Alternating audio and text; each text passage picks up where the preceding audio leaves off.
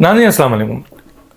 एक तरफ army chief और पूरी अस्करी क़यादत पाकिस्तान के लोगों को, जो कि ऑलरेडी कई बार डसे जा चुके हैं, जिनका एतमाद अब पाकिस्तान के सियासतदानों पर, इवन के इदारों के सरबराहों पे बहुत सारे नहीं रहा था, आज आर्मी चीफ जनरल आपके आसिम मुनीर साहब अपनी टीम के ज़रिए, जिसमें बेहतरीन जर्नल्स मौजूद हैं, पूरी की पूरे मुखलिस लोग हैं, ये चाह रहे हैं कि पाकिस्तान को इस मौशी तबाही से जो किया गया है इसको निकाला जाए और बेहतरीन सरमायाकारी की जाए। और लोग इस तरफ माइल हो रहे हैं, जिसके बारे में कहा गया है कि $100 बिलियन की इन्वेस्टमेंट। आखिर क्यों बैनुल-अक़वामी दुनिया क्यों ला रही है $100 बिलियन, जिसके बारे में पाकिस्तान के बारे में उनके ख़दशात अच्छे नहीं हैं, उनकी एक्सपीरियंस अच्छी नहीं है, उनके इन्वेस्टर की एक्सपीरियंस अच्छी नहीं है, लेकिन सिर्फ़ इसलिए आ रहे हैं कि चाहे यूएई हो, कतर हो, आपका चीन हो, कुवैत हो, तुर्की हो या आपके सऊदी अरब, ये सब पैसे इसलिए लगा रहे हैं कि उन्हें मौजूदा जो आर्मी चीफ है उनकी ज़बान पर एतबार है, उनकी टीम पर एतबार है कि ये इन्वेस्टमेंट बिल्कुल क्लियर होगी, मेरिट पे होगी और इनको फैसिलिटेट किया जाएगा। और इस इन्वेस्टमेंट को पाकिस्तान में जब वो करेंगे तो मेरिट पे होगी, इनको कोई तकलीफ़ नहीं होगी और इस सिलसिले में जो भी मुनाफा होगा, उसकी जो भी एग्रीमेंट होगा, उसके ज़रिए सारे मामलात होंगे। अब इन्वेस्टर को या मुल्कों से आए हुए बड़े बड़े इन्वेस्टर को पाकिस्तान में कोई अपने मफादात के लिए इस्तेमाल नहीं करेगा, और ये बड़े बड़े भत्ते और क्राइम, करप्शन, उनकी काम में रुकावट, लीगल प्रॉब्लम की सब नहीं होगा।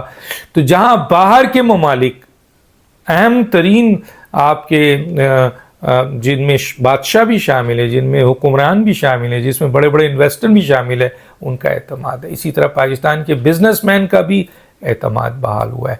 इसी तरह पाकिस्तान की कौम का एतमाद भी आर्मी चीफ पे बहाल हुआ है।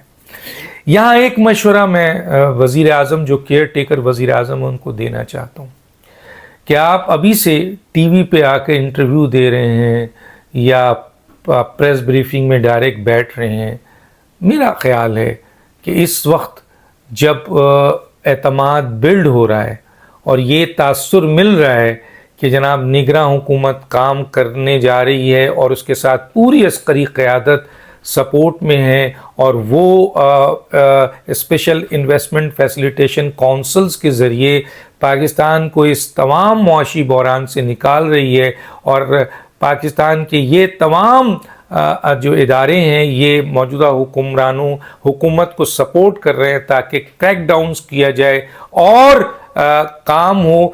वहाँ अगर वज़ीर आज़म से इंटरव्यू में कोई ऐसी स्टेटमेंट आ जाती है, क्योंकि वो अब निगरां वज़ीर आज़म हैं और फ्रंट में हैं, तो वो अगर ऐसी कोई स्टेटमेंट आ जाए जिससे बिजनेसमैन का, आम पाकिस्तानी का या बाहर के लोगों का एतमाद शेक हो, तो ये नुकसानदेह है।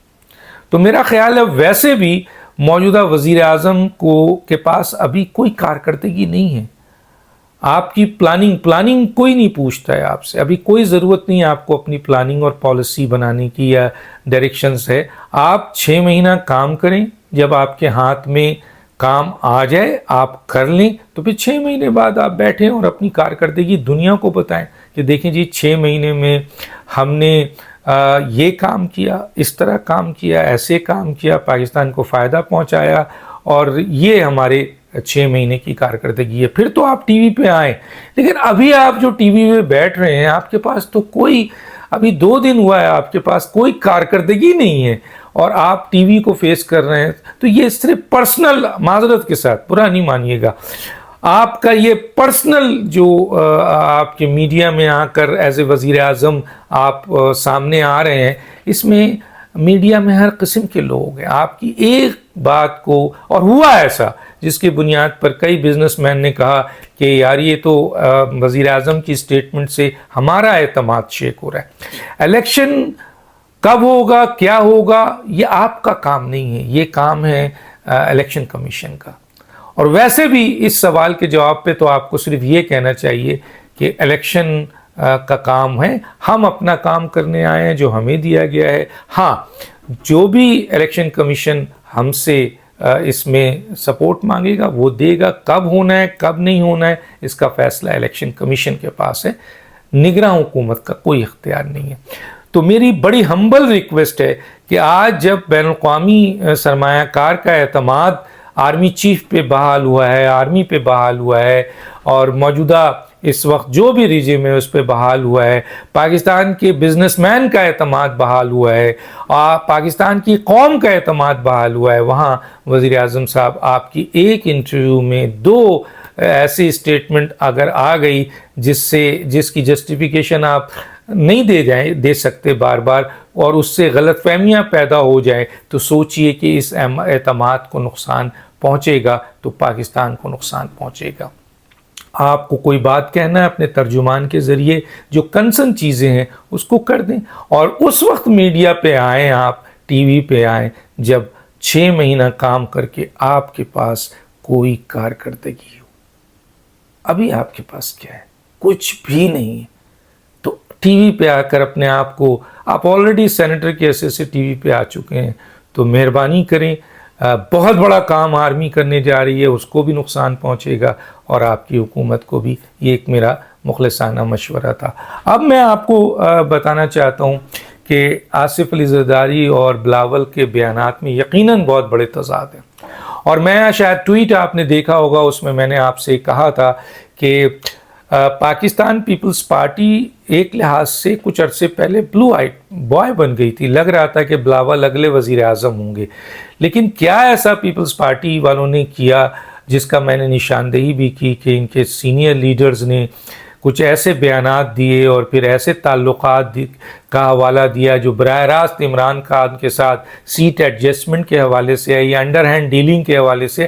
تو یہ بات چھپتی تو نہیں ہے، اور وہ ریڈ لائن ہے اس وقت خاص طور پہ اداروں کے لیے. عمران خان اس کے ساتھ جو بھی جائے گا وہ اپنے آپ کو تباہ کرے گا. اور یہی ہوا کہ پیپلز پارٹی جو بہت ہی اسٹرانگ پوزیشن پہ نظر آ رہی تھی آج بڑی ویک پوزیشن پہ کھڑی ہوئی ہے، اور بظاہر اگلے الیکشن میں اس کا کوئی بڑا کردار نظر نہیں آ رہا ہے. اور وہ صرف اور صرف اس بنیاد پہ کہ ایسی انہوں نے انڈر گراؤنڈ بات کی اور اوپن آ کے ان کے سین.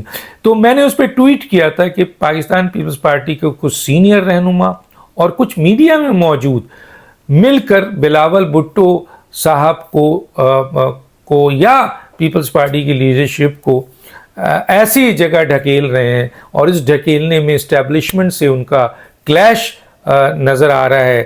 اور اسٹیبلشمنٹ ایک حقیقت ہے، اس سے کلیش کر کے آپ کچھ حاصل نہیں کر سکیں گے، نقصان اٹھائیں گے، اور وہی ہم نے دیکھا ہے. تو چنانچہ اسی لیے آصف علی زرداری نے فوراً ایک بیان دیا جو بیان بہت پازیٹیو تھا کہ الیکشن جو ہے وہ حلقہ بندیوں کے بعد ہوگا، الیکشن کمیشن کرائے گا. اور ان کے بیان سے یہ تاثر گیا کہ پیپلز پارٹی اسٹیبلشمنٹ سے کوئی کلیش نہیں کرنا چاہتی. لیکن بلاول بھٹو کا جو بیان آیا ہے وہ بیانات ایک طرح سے حالانکہ انہوں نے کہا ہے کہ 90 ڈیز کے اندر کریں اور بہت ساری باتیں انہوں نے کی ہیں، وہ بیانات سے ان کی جو سیاسی قد ہے وہ چھوٹا ہوا ہے. اور سب سے زیادہ بڑی بات یہ ہے کہ یہ ان کو براہ راست استعمال کر کے اسٹیبلشمنٹ کے سامنے کھڑا کرنے کی کوشش کر رہے ہیں. یہ چند سینئر پیپلز پارٹی کے ممبران اور میڈیا کے چند لوگ جو ان سے ریلیٹڈ ہیں، بہت کلوز ہیں، وہ اس کو بڑھاوا اور چڑھا رہے ہیں. اور میں تو یہ کہتا ہوں کہ یہ اصل میں سازش ہے پیپلز پارٹی کے خلاف اور خود بلاول بھٹو کے خلاف. اب دیکھنا ہے کہ بلاول بھٹو صاحب اس کو کیسے دیکھتے ہیں. اور اختلاف آصف زرداری اور بلاول بھٹو کے بیان میں واضح نظر آ رہا ہے. بڑی محنت کی تھی اس جگہ پہنچ کر، لیکن چند چیزوں کی بنیاد پر پیپلز پارٹی پھر ایک دفعہ پیچھے چلی گئی ہے. اب آتا ہے نون لیگ. نون لیگ میں اختلاف ہے، 3 سے 4 گروپ ان کے بنے ہوئے ہیں. نون لیگ میں وزیر اعظم شہباز شریف کی حمایت میں کچھ لوگ ہیں، نواز شریف کی حمایت میں ہیں، اور کچھ لوگ ایسے ہیں جو آپ کے ان کا اپنا ہی ایک اسٹانس ہے، وہ گروپ بالکل الگ ہے.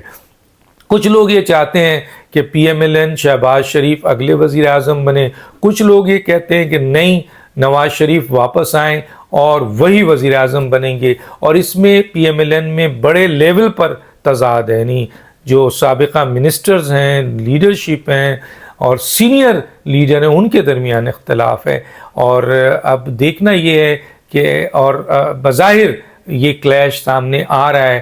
ماضی میں جو حکومت آپ کی جو پی ایم ایل این کی حکومت رہی، اس کو بھی لے کر کافی تضاد ہے، خاص طور پہ وہ لوگ جو حکومت کا حصہ نہیں تھے، پی ایم ایل این کا حصہ نہیں تھے، وہ شدید اعتراضات اپنی ہی حکومت پہ اٹھا رہے ہیں۔ تو یہ بڑا واضح گروپ ہے، دیکھتے ہیں کہ یہ اس کو کس طرح ہینڈل کرتے ہیں اور کس طرح سے اس کو مینیج کرتے ہیں۔ ڈاکٹر دانش کو اجازت دیجیے، اللہ حافظ۔